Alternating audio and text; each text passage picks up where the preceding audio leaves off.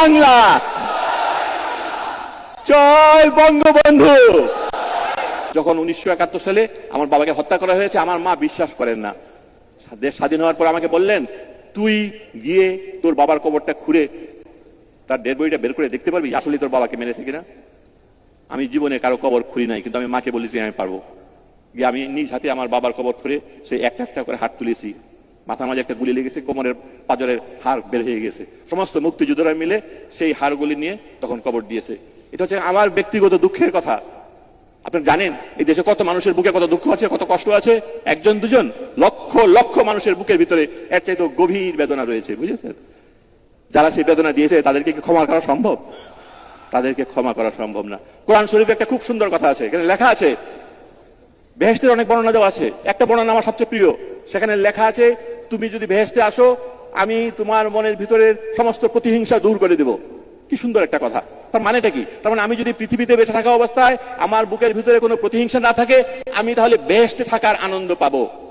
আমি মাঝে মাঝে চিন্তা করি, আমি কি তাদেরকে ক্ষমা করে দিতে পারবো যারা আমার দেশের এত বড় সর্বনাশ করেছে? আমি চিন্তা করে দেখি আমি পারবো না। তার মানে আমি পৃথিবীতে যতদিন বেঁচে আছি বেহেশতে থাকার আনন্দ আমি পাবো না। কবি রবীন্দ্রনাথ ঠাকুর বলেছেন, যাহারা তোমার বিষাইছে বায়ু নিভাইছো তব আলো, তুমি কি তাদের ক্ষমা করেছো? তুমি কি বেসেছো ভালো? আমার মনে হয় আমি কবি রবীন্দ্রনাথ ঠাকুরকে বলি, আমি দুঃখিত, আমি পারবো না, আমি তাদেরকে ক্ষমা করতে পারবো না। আপনারাও ক্ষমা করবেন না, ঠিক আছে? এই পৃথিবীতে তাদের থাকার স্থান নেই, তাদের জায়গা নেই। আমি আমাদের মাননীয় প্রধানমন্ত্রী এখানে আছেন, আমি তার প্রতি কৃতজ্ঞতা জানাই। বহুদিন বুকের ভিতরে যন্ত্রণা নিয়ে আমরা বেঁচেছিলাম। এই দেশে যুদ্ধাপরাধীরা ঘুরে বেড়ায়, এই দেশে যুদ্ধাপরাধীদের গাড়িতে বাংলাদেশের পতাকা উঠে। তিনি তাদের বিচার করেছেন। আমি বাচ্চাদের জন্য লেখালেখি করি, ছোট বাচ্চারা আমাকে এসে জিজ্ঞেস করতো, স্যার এটা কেমন করে সম্ভব, যারা মুক্তিযোদ্ধাকে জবাই করেছে তারা মন্ত্রী হয়েছে এই দেশে? আমি তাদেরকে উত্তর দিতে পারতাম না। এখন আমি তাদের দিকে বুক ফুলিয়ে উত্তর দিই। আমি বলি, দেখেছো পৃথিবীর কোন দেশ পারে নাই, আমরা পেরেছি। 40 বছর পরে হলো আমরা সেই যুদ্ধাপরাধের বিচার করেছি, তাই না? আমরা মাথা উঁচু করে ঘুরে বেড়াই, তাই না? যাই হোক, আমি এখানে দেখছি এখানে আমাদের তরুণ প্রজন্মের অনেকে আছেন, তারা মুক্তিযুদ্ধ দেখে নাই।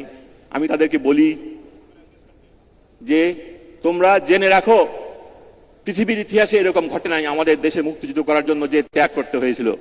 লন্ডন টাইমসে লেখা হয়েছিল, রক্ত যদি স্বাধীনতার মূল্য হয়ে থাকে তাহলে বাংলাদেশ থেকে বেশি মূল্য দিয়ে কেউ স্বাধীনতা কিনে নাই।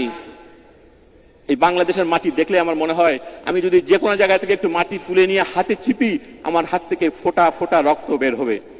এই রক্তের ঋণ তোমাদের শোধ করতে হবে।